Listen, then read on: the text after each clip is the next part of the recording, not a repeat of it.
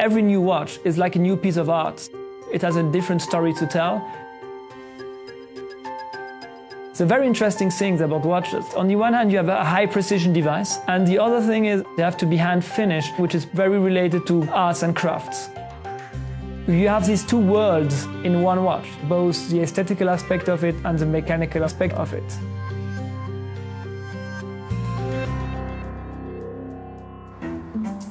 Here we are at Arnold & Son, in our premises in La Chaux-de-Fonds, where we manufacture all our watches. Arnold & Son refers to John Arnold, who was one of the biggest and most important watchmaker who ever lived. He invented a lot of technical solutions still in use today.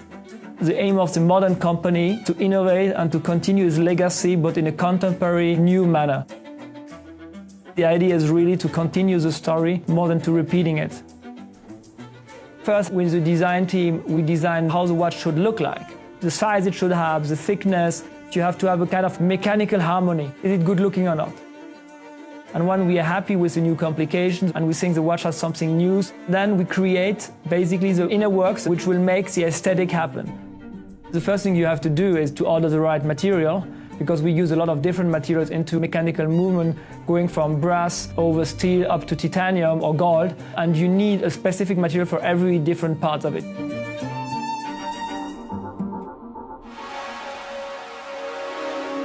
Once you have the raw material, you start really making the components. We have different kind of raw materials going to different workshops for depending on the part you want to make. If you want to do watchmaking at super high level, you need extremely skilled and specifically trained people. We have more than 30 different job descriptions, purely different education, and you find these educations, these training only in this region, because nowhere else in the world you need such kind of know-how. Working with tiny parts is a challenge because tiny parts makes very small tolerances. We are working in micron tolerances, so you cannot do anything without good tooling. We have in-house a tool-making department, which makes from the little screwdriver the watchmaker needs up to a stamping tool which takes months of development. The reason why we do our tooling in-house, because if you're not mastering your tools, you're not mastering the part you want to produce.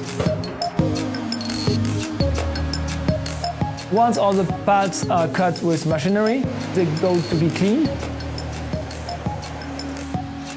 They're submitted to quality control, who decides if the part is good or not to continue to the decoration workshop. Different kinds of traditional movement decorations are applied, from Geneva stripes, satin finish, depending on the components. The mechanical watch you buy today is not the leading technology anymore. It's really craft and art. You are not racing for technological breakthrough, you are more racing for making more spectacular watches. You build a very different relation to a mechanical watch than you do to an electronic device, because the day you buy it, you know that the next one will come and that you will swap it to getting the better one. With a mechanical watch, it's really the object as a physical object of all the handwork which make it special and unique. That makes, I think, a big difference to something more on the electronic side. Once these parts have been decorated, they are quality checked again to see if the decoration hasn't affected the functional aspect of it. That's always a bit of a trick. You have to decorate but not to deteriorate the part. They go to be pre-assembled in a specific workshop before going to the watchmakers. Set stones, for instance, into main plates, put axes onto wheels, and once all these parts have been pre-assembled, they arrive to the watchmaker who does the final assembly. The watchmaker gets all the little parts in little boxes, starts taking the main plate, which is the base on everything gets built on, adding the wheels which are all on axes, put different bridges, holding all different wheels in place. You have to add all the winding mechanism because you want to be able to wind your watch.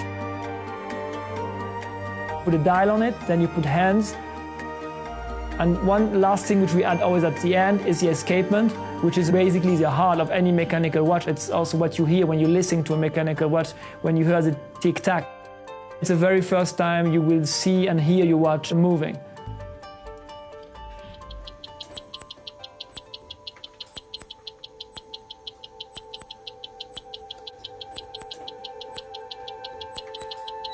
Starting from the simple beading, it's a long process going to a highly accurate mechanical watch.